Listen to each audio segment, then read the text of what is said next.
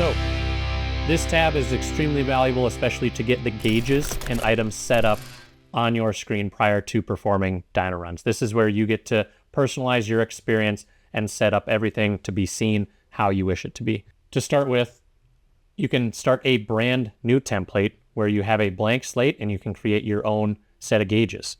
You can open a template, one that you have created. You can save the current template as well. Once you get this all styled, you can save the template that you would label as this is my V-twin template, or this is my metric template for a particular bike.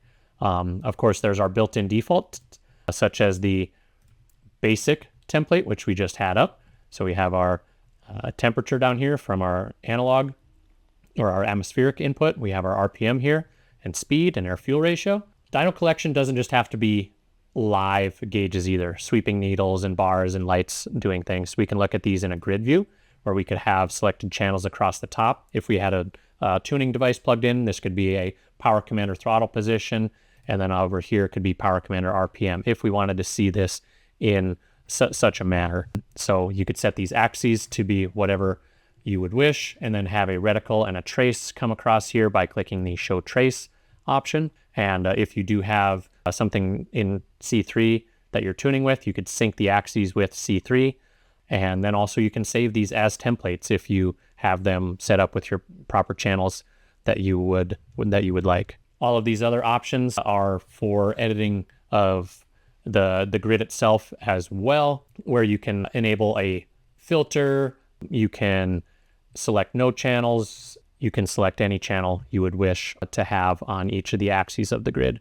You can also do a scrolling graph to see a value on each of these. Again, clicking these right and left sides, you could have just power. You could watch power over time here, or power over speed, whatever you might wish. And then of course there's the channel list. This is the list of channels that will be manually or automatically selected.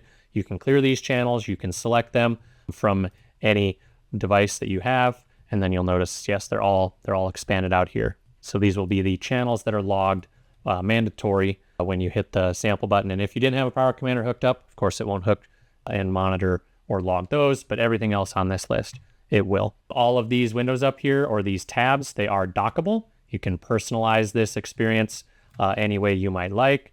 You could have your gauges here. You could also dock within windows if you wanted a grid down below, so you can really get nitty gritty and set these however you would like. And of course, to restore these, you can always jump into the layout and restore default layout to get you back to the Dynojet setup for the template or the layout, and then your gauges are still ready for you as well. So whether you're a V-twin shop or a custom high performance metric shop, Dynojet Power Core lets you set this screen up in your experience however you would like. And we'll keep it going here. Let's jump over to the support tab. So the support tab is helpful when you may need a new configuration sent to your dyno. So you have your current 250 dyno or even your 200, and you are adding a retarder, adding an eddy current brake. Well, you would need a new data file to get the mass corrected that you have added onto the shaft. So that our tech support team would supply you with that new data file where you would, once you're sent that file, you'll click send data file, navigate to find it.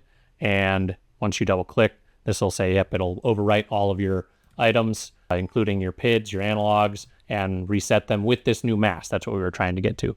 You could restore it. If we had, say, a power commander plugged in, we could restore the data file that was saved on auto backup. We update or check for updates. This on our dyno. If we checked for an update on these, here's our extra devices that we could see if it was up to date. Each of these indicate they are up to date, so we would not need to update anything on our dynamometer. The O2 device is up to date. The retarder controller is up to date. My PowerVision that I have plugged in does have an update available. And again, as we went through in the application launcher lessons, the auto update, manual update are all here for you as well. The information about your dyno, this is where you can actually set your location. So this could be your shop. You could set this to be your own shop name. And it also gives you the drum information. If you have one drum, of course, you'll only see one setup here. Here's your circumference, that retarder mass we just spoke of. If you are on an automotive dyno or have more than one drum, this would also be populated with the data for that second drum as well. BOMGAR support, if you want to get in touch with our tech support team, they can log in directly to your computer and help you navigate or help you through any sort of issue you may have. Click in the user guide, that'll open up our help file for Dyno Control in particular, and then troubleshooting can also open up the knowledge base on our Zendesk website, where we have informative tech support articles that may help you with your issues or just to get going on your generic dyno runs.